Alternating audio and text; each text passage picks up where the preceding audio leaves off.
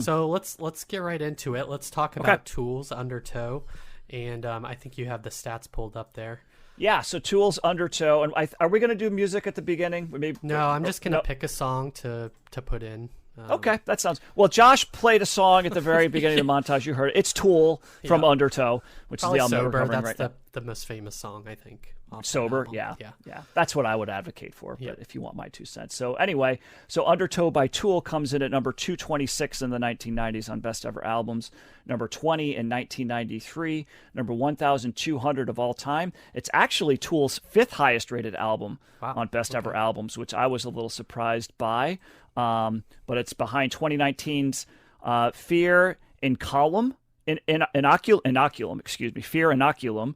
2006's 10,000 Days, 1996's Enema, I believe that's what it is, and 2001's Lateralus. So I think we're probably covering at least a couple of those. I think we're covering Anima. That's the '96 Enema. one. Yeah. Oh, is that the only one? No, I we got to don't know. cover. Lateralus is in 2001, so we'll probably cover that in the next season. But Yeah. anyway, so a couple more Tool albums coming at you. Josh, I know you guys covered Sober in a single segment a couple Yes. weeks back.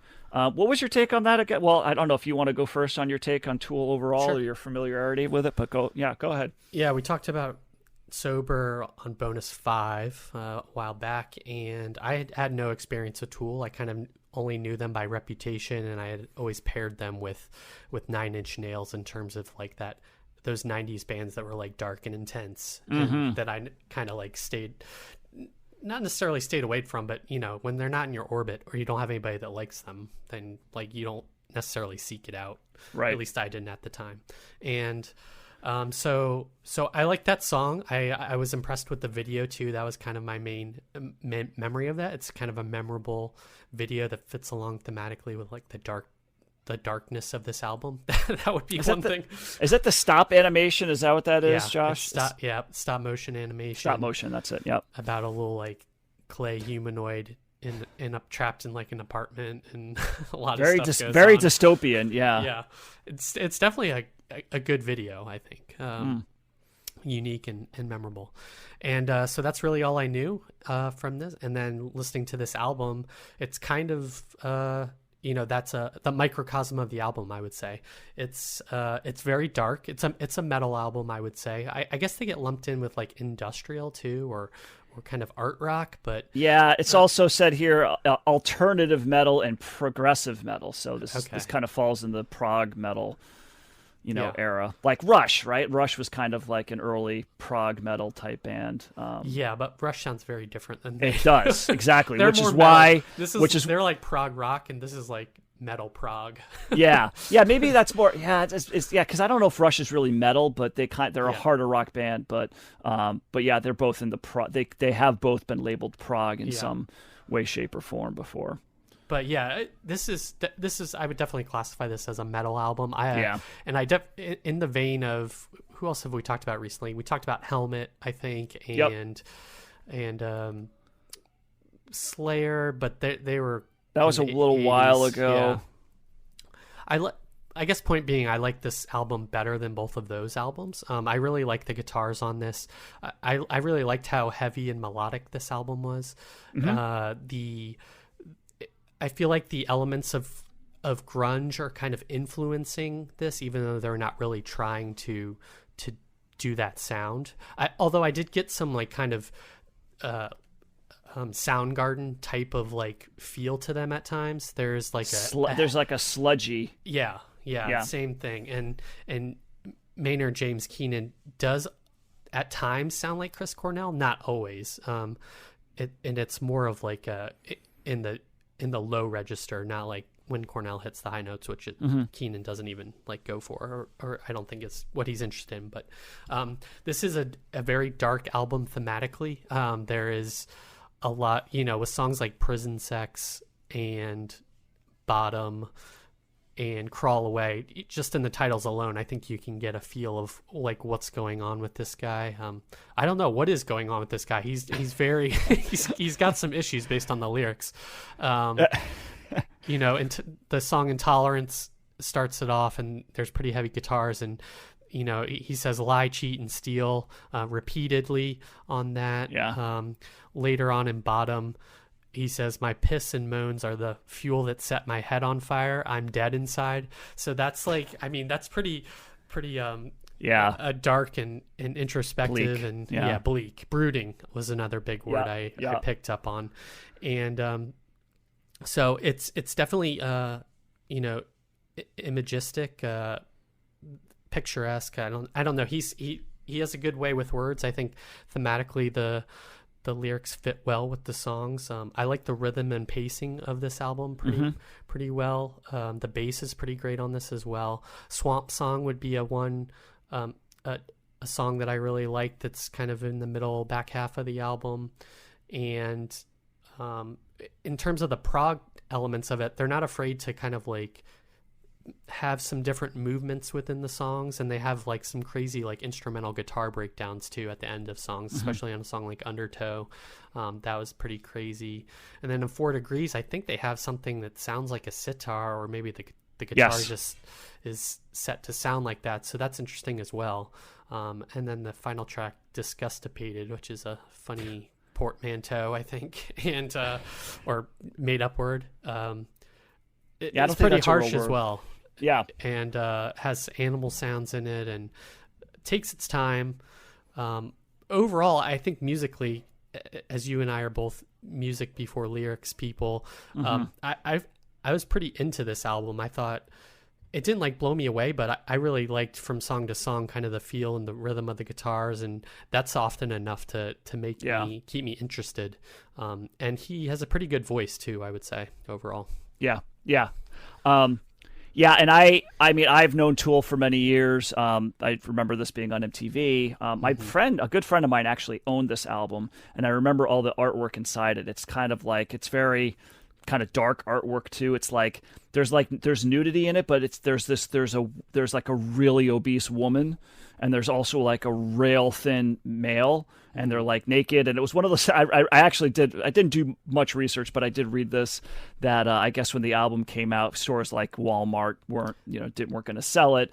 And so they put out an alternate version, but I had to laugh because apparently if you bought this album from Walmart and you got the censored whatever liner notes or whatever, the sleeve. Yeah, the cover was different too. I saw on Wikipedia. Yeah, there's like a barcode or something. Exactly. Yeah, it was like a barcode. But there was like a note in there that basically said, "Look, if we had to do this because that's what Walmart wants us to do, and it's funny. It's like because we want to make money, and then that line is crossed off, and it says, we want our people to listen to our music. Yeah, we decided to do this. But if you really want to get the artwork, just let us know, and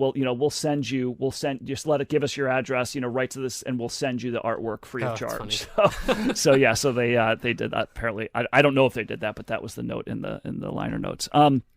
So I didn't know much about them. I can say this. I've had a lot of people, a number of different friends or people that I've come across over the years that have really expressed a deep passion and love for Tool. And there are people that I have very much respected their taste in music, but they were never really people that I was close enough with that were like, burn me a CD, or like I just never really listened to their stuff. I did buy Enema, so I kind of know that record, and I have seen them a couple of times live, but I gotta say I haven't gotten on the Tool bandwagon yet. And this listening experience was kind of not really any different. I'm going to kind of talk out of both sides of my mouth here, because on the one hand, I really get why people love this band. The pluses here, I first and foremost, I love the production of this record. I think it's a really good sounding record. And it starts, the bass has just got this fantastic sound throughout. It's almost like as low as a bass can go, and as low as you can get it to be produced. It's like that's what they're doing on this. And the bassist at this time is also Paul D'Amour. Okay. And this is the last time he leaves the band after this album, so he's but his bass playing is just, it sounds great. I love the guitar sounds with it. I love Maynard James Keenan's vocals. I agree, Josh. He's got some great pipes, and it really complements the band well. So they sound they're a really cool sounding band, first and foremost. Secondly, I think they're time signatures. They do these really cool things with the drum beats and the off time signatures and kind of keeping you on your toes. It's not really a traditional, time signatures that they're always going for. And so hence the prog kind of nature of this, right? Because that's, you're kind of going out of they're coloring outside the lines at times, but also it sounds really cool, right? When they do that and they bring it back. And, so I really like that as well. I think there's some cool elements of guitar riffs on here. There's some really cool, either riffs or grooves that they find that I'm like, okay, that's kind of a cool sound. So it's a lot of positives. It's just for whatever reason, and I don't know if I just need to listen to this more, but I never got that feeling of like, oh my God, like that was awesome. And this is a band that I feel like it's almost like you expect to get there with a band that's doing all of this stuff, right? With these sounds and the time. And it's like, I'm wanting to get over that hump and really wanting to get to get what all the Tool fans are getting. Right. And they're like a devoted fan base, it seems. Totally. Like. Yes. Hardcore. And I get it. And it totally makes sense. And I want to be a part of that because I think that there's a lot of elements here that I do love. Yeah. And I only listened to this album only one time, like full attention, like I did the whole headphones things, and that was by far the best listen.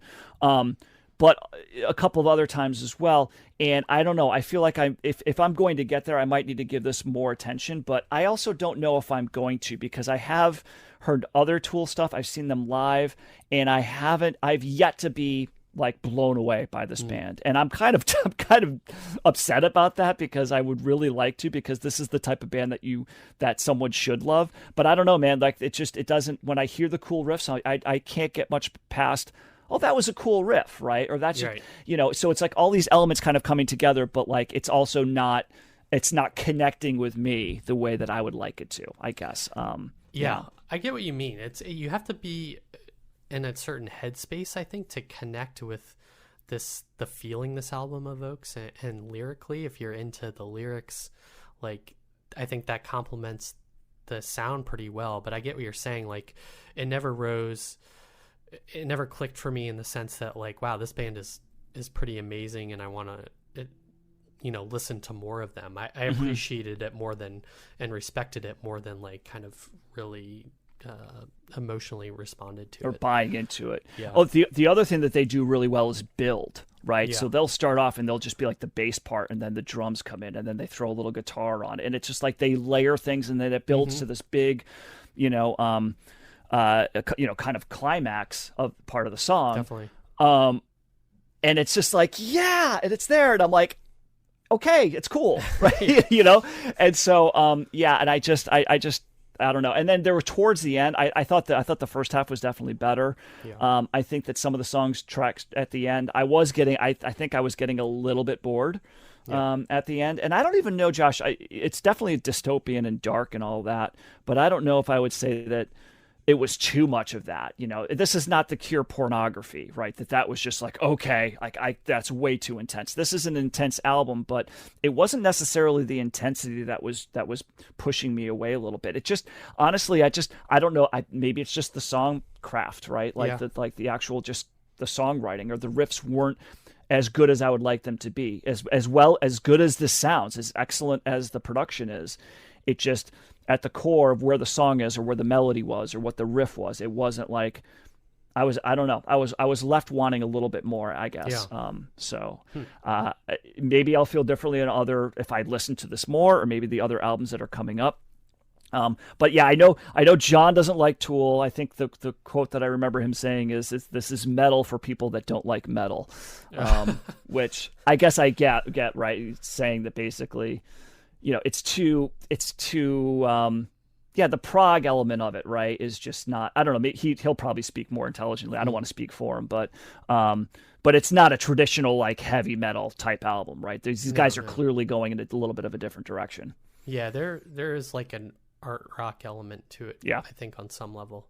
I know one of my coworkers, he's in our age range, I think, and he's a big Tool fan, and he was saying he was like going to he's been a Tool fan since he's like a teenager, and I Yeah. told him we were talking about this, and he was like, "Oh yeah, 14-year-old Jeff really loved that album." So Yeah. like, Yeah, and a lot of people do. Yeah. A lot of people did, and so I'll say this: "Sober" is a fantastic song. I mean, that is just when I listen to that, it sounds so great. The first couple tracks are really strong too. I don't know. There's just something like around 4 degrees. I think maybe the last couple songs. Disgustipated, I could have done without totally. Like to me, that was just.